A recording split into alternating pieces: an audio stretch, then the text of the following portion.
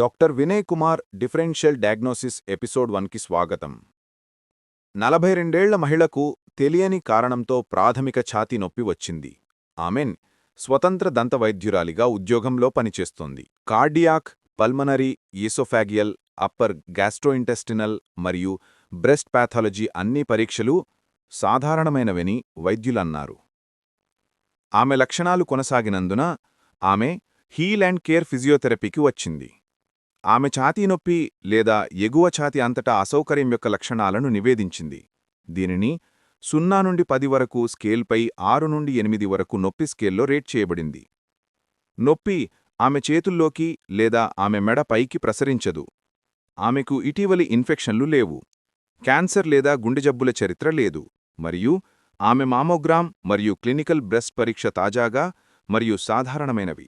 తుది ఫలితం తగిన ప్రశ్నలు, పరీక్షలు మరియు కొలతలతో మూల్యాంకనం పూర్తి చేసిన తర్వాత డాక్టర్ వినయ్ కుమార్ మెడ యొక్క ఎక్స్రేను సిఫారసు చేయబడినవి. ఆసక్తికరంగా, ఈ క్లయింట్ కోసం పదే రోగనిర్ధారణ పనుల కోసం వేలల్లో డబ్బు ఖర్చు చేసినప్పటికీ సాధారణ ఎక్స్రే ఎప్పుడూ తీసుకోలేదు. ఎక్స్రే నుండి తుది ఫలితాలు మెడ ఎముకలు మరియు డిస్కులు కుదింపులో ఉన్నాయని మరియు ప్రారంభ ఆస్టియో ఆర్థరైటిక్ మార్పులు ఉన్నాయని చూపించాయి. ఛాతీ నొప్పి దీనివల్లే వస్తుందని డాక్టర్ చెప్పారు. ఎలక్ట్రోథెరపీని ఉపయోగించి నొప్పికి సంబంధించి doctor Vinay Kumar guided treatment, మెడ ఎముకలకు మాన్యువల్ అడ్జస్ట్మెంట్ చేయబడుతుంది. హోమ్ ప్రోగ్రామ్గా గైడెడ్ ఎక్సర్సైజెస్. తుది ఫలితం అద్భుతంగా ఉంది. క్లయింట్ యొక్క ఛాతీ నొప్పి తొలగించబడింది మరియు తిరిగి రాలేదు. సూచించిన లక్షణాల స్థానాన్ని గుర్తించడంలో ఫిజికల్ థెరపిస్ట్ సహకారం ఈ కేసును విజయవంతమైన ముగింపుకు తీసుకువచ్చింది.